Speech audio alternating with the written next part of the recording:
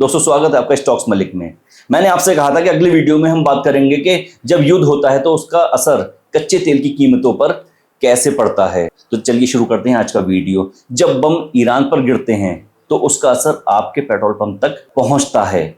जी हाँ, ईरान और इजराइल के युद्ध का सबसे बड़ा सीधा असर पड़ता है कच्चे तेल की कीमतों पर, क्योंकि ईरान दुनिया का तीसरा सबसे बड़ा तेल भंडार रखने वाला देश है और इजराइल उस क्षेत्र में स्थित है जहां से कई पाइपलाइनें और शिपिंग रूट्स गुजरते हैं। तो अब जरा सोचिए, अगर इन रूट्स पर खतरा मंडराने लगे, अगर टैंकरों की आवाजाही रुक जाए, अगर ओपेक देशों में तनाव पैदा हो जाए तो क्या होगा? क्रूड ऑयल के दाम बढ़ जाते हैं। ब्रेंट क्रूड जो $70-75 प्रति बैरल था, यह $100 के पार चला जाता है। और भारत जैसे देश जो अपनी 85% तेल जरूरतें आयात करता है, उसकी मुश्किलें बढ़ जाती हैं। अब इसका असर आम जनता पर क्या पड़ता है? पेट्रोल और डीजल महंगा हो जाता है क्योंकि ट्रांसपोर्ट कॉस्ट बढ़ जाती है। फल, सब्जी, रोजमर्रा की चीजें महंगी हो जाती हैं, यहां तक कि सीमेंट भी महंगा हो जाता है।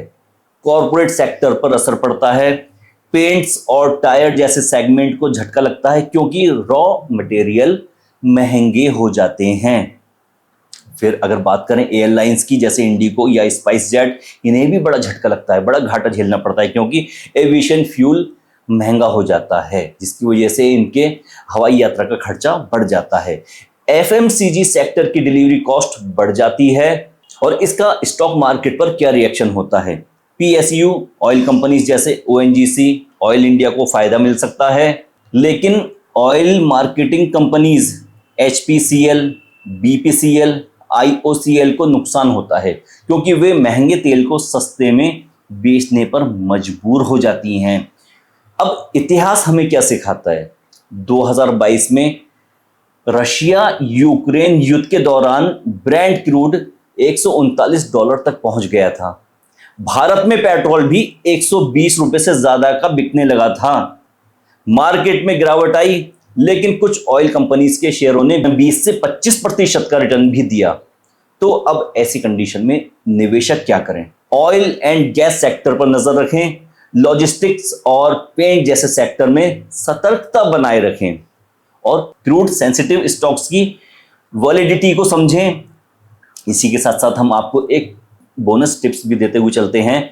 क्रूड सिर्फ एक कमोडिटी नहीं है, ये भारत की आर्थिक नस है। युद्ध के वक्त इसकी धड़कन सुनना बेहद जरूरी है। अगले वीडियो में जानेंगे कि युद्ध में कौन से सेक्टर चमकते हैं और कौन से अंधेरे में चले जाते हैं, यानी war time sector, winners and losers.